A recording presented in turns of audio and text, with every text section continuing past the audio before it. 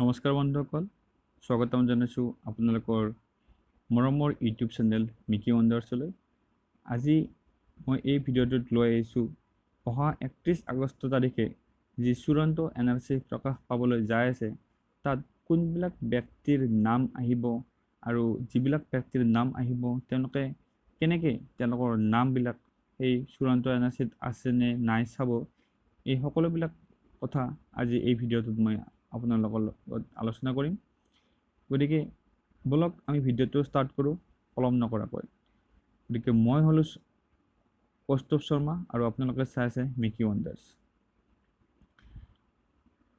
জনসাধাৰণে তলত দিয়া চূড়ান্ত NRC চাব পাৰিব।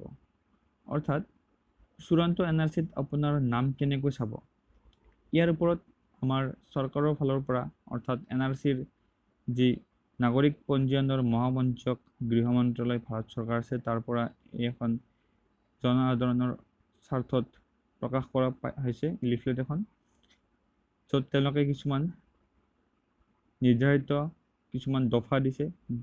যিসকল ব্যক্তিয়ে এই দফাত অন্তৰ্ভুক্ত হ'ব সেইসকল ব্যক্তিৰ নামহে এই চূড়ান্ত NRCত প্ৰকাশ পাব আৰু তেওঁলোকেহে এই চূড়ান্ত NRCত তেওঁলোকৰ নাম আছে নে নাই চাব পাৰিব। গতিকে বলক মই এই দফাসমূহ আপোনালোকৰ লগত পঢ়াই শুনিম আৰু মই যিখিনি পাৰোঁ আপোনালোকক বুজাই দিয়াৰ বাবে চেষ্টা কৰিম। চূড়ান্ত NRCত আপোনাৰ নাম কেনেকৈ চাব? জনসাধাৰণে তলত দিয়া ধৰণে চূড়ান্ত NRC চাব পাৰিব। 1 নম্বৰ দফা ক, 30/7/2018 তাৰিখে প্ৰকাশিত সম্পূৰ্ণ খচৰা NRCত নাম অন্তৰ্ভুক্ত নোহোৱাৰ বাবে দাবী প্ৰপত্ৰ দাখিল কৰা ব্যক্তিসকলে, অৰ্থাৎ 2018 চনৰ জুলাই 30 তাৰিখে যি কমপ্লিট ড্ৰাফ্ট NRC অৰ্থাৎ সম্পূৰ্ণ খচৰা NRC প্ৰকাশ পাইছিল আৰু সেই NRCত যিসকলৰ নাম অহা নাছিল আৰু সেই নাম নহা বাবে তেওঁলোকে যি কমপ্লেইন দিছিল অৰ্থাৎ দাবীৰ প্ৰপত্ৰ দাখিল কৰিছিল, ক্লেইম কৰিছিল, সেইসকলৰ মানুহৰ নাম এই চূড়ান্ত NRCত প্ৰকাশ পাব।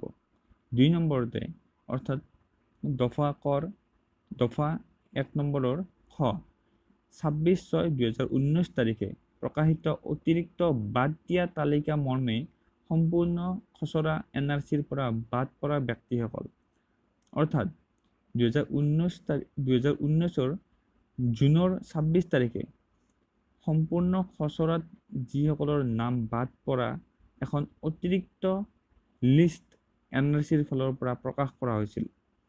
সেই যিসকলৰ নাম সেই অতিৰিক্ত লিষ্টখনত প্ৰকাশিত লিষ্টখনত নাম বাদ কৰিছিল, তেওঁলোকৰ নাম আহিছে নে নাই তেওঁলোকে এই চূড়ান্ত NRCত চাব পাৰিব।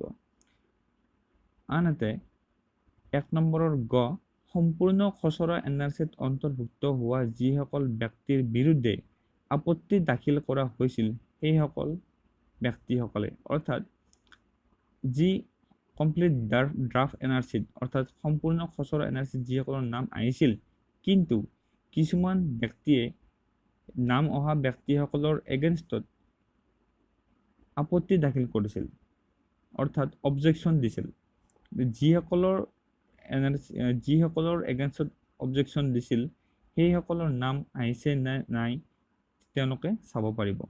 আৰু এই তিনিটা দফাত অন্তৰ্ভুক্ত ব্যক্তিসকলে তেওঁলোকৰ নিৰ্ধাৰিত NSKত বা চক্ৰ বিষয়াৰ কাৰ্যালয়ত বা জিলা উপায়ুক্তৰ কাৰ্যালয়ত চূড়ান্ত NRCৰ সংযোজনী অন্তৰ্ভুক্তিৰ তালিকাত তেওঁলোকৰ অন্তৰ্ভুক্তিৰ স্থিতি চাব পাৰিব। অৰ্থাৎ এইসকল ব্যক্তিয়ে যি ওপৰত 1 নম্বৰ দফাৰ ক, খ আৰু গৰ যিসকল ব্যক্তি আছে সেইসকল ব্যক্তিয়ে NSK বা চাৰ্কল অফিচাৰৰ অফিচ নহ'লে DC অফিচত গৈ কিনে তেওঁলোকৰ নাম আহিছে নে নাই চাব পাৰিব। মনত ৰাখিব, এই তালিকাখন হৈছে এখন সংযোজনী অন্তৰ্ভুক্তিৰ তালিকা অৰ্থাৎ ছাপ্লিমেণ্টাৰী লিষ্ট অফ ইনক্লুজন, অৰ্থাৎ যিসকলৰ নাম সম্পূৰ্ণ ড্ৰাফ্ট NRCত সম্পূৰ্ণ খচৰা NRCত বাদ পৰিছিল আৰু সেই বাদ পৰাসকলৰ যিসকলৰ নাম সোমাইছে সেইসকলৰ নামে এই চূড়ান্ত NRCত প্ৰকাশ পাব।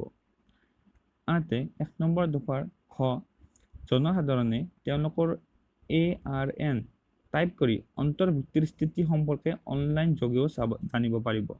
অৰ্থাৎ যিসকলৰ নাম আহিছে তেওঁলোকে ARN তেওঁলোকৰ এটা ARN এটা নাম্বাৰ থাকে আৰু এই নাম্বাৰৰ এগেইনষ্টত তেওঁলোকে অনলাইনো এই তেওঁলোকৰ স্থিতি জানিব পাৰিব।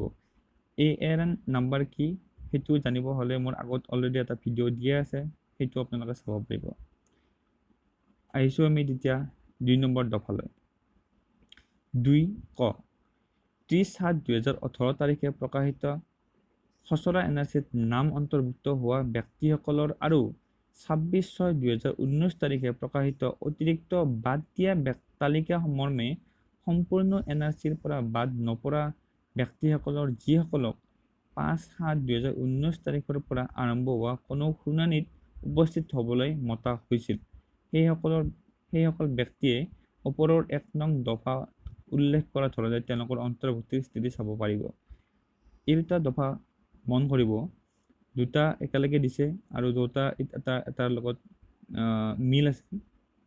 মনত ৰাখিব যে 2018 জুলাইৰ 30 তাৰিখে যি কমপ্লিট ড্ৰাফ্ট NRC প্ৰকাশ পাইছিল আৰু 2019 চনৰ 26 জুনত যি অতিৰিক্ত বাদ দিয়া তালিকা প্ৰকাশ পাইছিল আৰু সেইসকলৰ ব্যক্তিৰ প্ৰকাশ পাইছিল, কিন্তু বাদ নপৰা ব্যক্তিসকল অৰ্থাৎ প্ৰকাশ পাইছিল তাত তেওঁলোকৰ নাম অহা নাছিল, অৰ্থাৎ তেওঁলোকৰ নাম অলৰেডি ড্ৰাফ্ট NRCত আহিছিল, কিন্তু তাৰে কিছুমান ব্যক্তিক 2019 জুলাইৰ 5 তাৰিখৰ পিছত হোৱা কিছুমান শুনানিত অৰ্থাৎ যি হিয়াৰিং হৈছিল সেই হিয়াৰিঙত তেওঁলোকক মতা হৈছিল। যিবিলাক মানুহক মতা হৈছিল তেওঁলোকৰ নাম আহিছে নে নাই এইটো কথা এই চূড়ান্ত NRCত প্ৰকাশ পাব।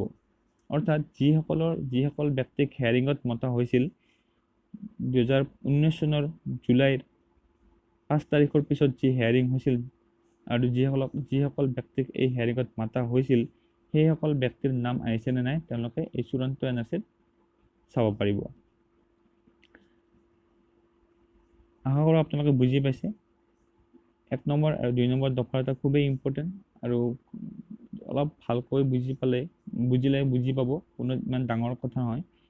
আৰু 2 নম্বৰ দফাৰ খ দিছে ওপৰৰ 2 নং দফাত উল্লেখিত সম্পূৰ্ণ খচৰা NRCত নাম অন্তৰ্ভুক্ত হোৱা আৰু অতিৰিক্ত বাদ পৰা তালিকাৰ পৰা বাদ নপৰা যিসকল ব্যক্তিক 5/7/2019 তাৰিখৰ পৰা আৰম্ভ হোৱা কোনো শুনানিত উপস্থিত থাকিলে মতা হোৱা নাছিল, সেইসকলে তেওঁলোকৰ অন্তৰ্ভুক্তিৰ স্থিতি সম্পৰ্কে চিন্তা কৰিব নালাগে।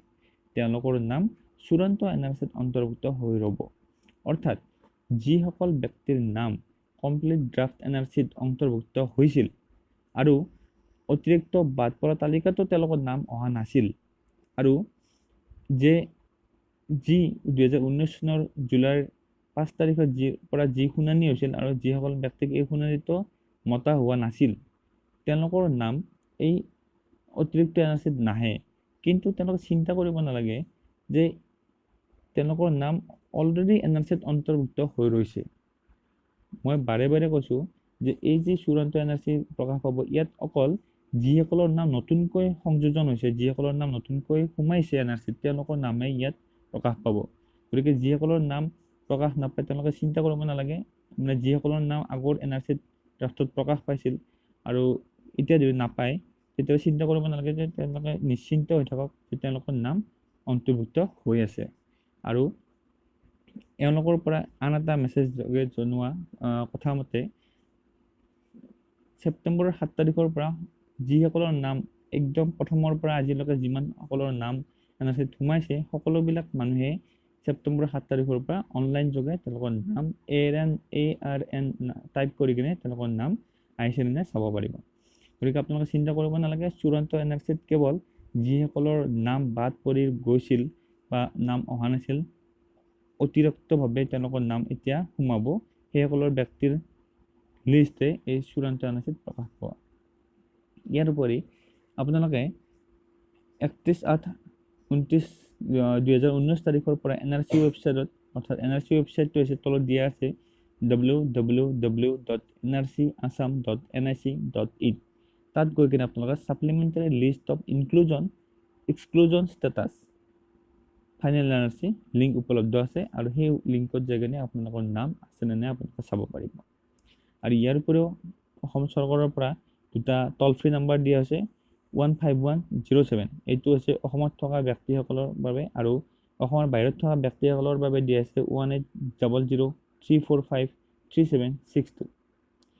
আৰু এই নম্বৰ দুটা 24/7 বিনামূলীয়া হেল্পলাইন নম্বৰ ফোন কৰিব পাৰে আপোনালোকে। গতিকে আশা কৰোঁ আপোনালোকে নিশ্চয় বুজি পাইছে। যদি কিবা বুজি পোৱা নাই আকৌ এবাৰ ভিডিঅ'টো চাওক, নিশ্চয়কৈ মই ভাবোঁ আপোনালোকে বুজি পাব। মই খুব সহজ সৰলভাৱে আপোনালোকক বুজাই দিবলৈ চেষ্টা কৰিছোঁ। গতিকে যদিহে ভিডিঅ'টো ভাল পাইছে তেতিয়াহ'লে লাইক আৰু মোৰ এই চেনেলটো ছাবস্ক্ৰাইব কৰিবলৈ নাপাহৰিব। গতিকে আজিলৈ এৰিছোঁ, ধন্যবাদ, শুভৰাত্ৰি।